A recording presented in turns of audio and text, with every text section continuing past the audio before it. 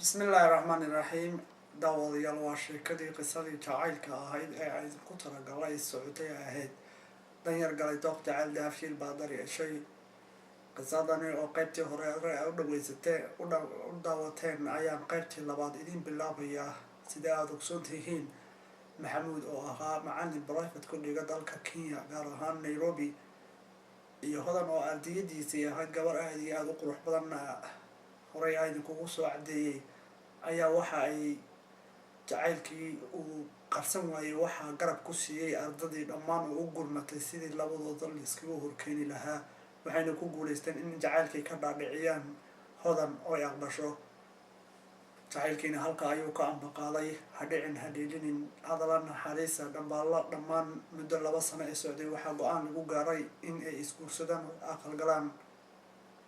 waxaa u suurta gashay maxamuud in ay go-aankaasi qaato wuxuuna aaday inuu dhaqaale kasoo aruursado halkii uu kasoo jeeday ee ahayd North Eastern dalka Kenya halkaa markuu aaday muddo 3 bilood maqnaa yaa waxaa la yiraahdaa calafka wuxuu ku tareenada sikinada gudba ayuu saaran yahay halka uu ka saaran yahay jacaylku tareenada dhuxusha sida ay u kala dheereynayaan waxaad moodaaba in la isku soo aadiyay maqaadiirta Allah cabdi wiil ay yiraahdo Mareykanka ku nool oo dhalay hodan abtigeed ayaa gabar soo dalbaday wuxuuna go-aan ku gaareenba in gabadha abti oo walaashii eedadii dhashay la siiyo sawirkii markii loo dirayna aad ayuu ugu qancay maadaama gabadhaasi cid kasta oo aragtaaba quruxda Ilaahay siiyay aanan ka deyrinin waxaana u suurta gashay in uu soo dhiibto lacagtii dhaqaalaha ahayd ee lagu aqal geyn lahaa hodan loogu meherin lahaa waxaana go-aan lagu gaaray in maalin axada la meheriyo hayeeshee markii diiday hodan ay sheegtay jacaylka macallinka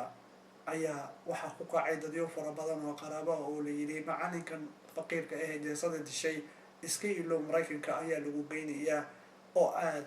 ku aqalgalaysa dadkiina waxa uu qabsanaysaa nafsadaadana waxa uu qabanaysaa hadalkaasi ayaad moodaaba inuu ka awood batay jacaylkii maxamuud ee faqriga ahaa wayna yeeshay maalin axada ayaa meherkii maxamuud oo soo waayay waxba oo gacan maran ayaa ku soo laabtay magaaladii Nairobi maalinimo sabti casarnimo ay galayso wuuna iska saaxday subaxii axadii marka ay ahayd saacada abaaraha Afrika 5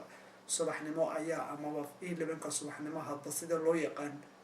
waxa uu aaday gurigii wuxuu arkay sawaxan buuq gurigii iyo dad fara badan oo isla dhaafayo wuu yaabay wuxuu isweydiiyay mameedba maqolyaha sida Soomaalida dhaqan ahaan dabaqa ay u degto miyay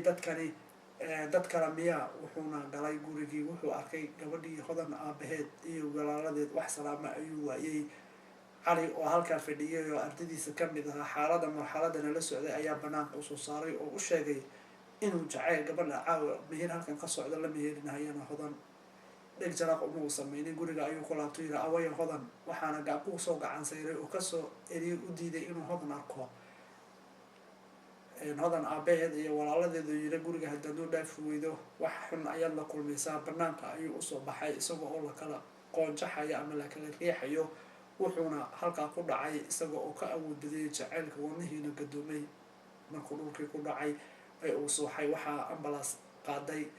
sii qaaday hospitaalka Nairobi waana la seexiyay wixii u dambeeyay iyo marxaladda iyo gabadha meherkeedii iyo sheekada oo dhameystiran qaybta 3aad iyo kulan dambe iyo jimcaha soo socda haduu Allah awood leh noo ogolaado. Wassalaamu calaykum waraxmatullaahi wabarakaatuh.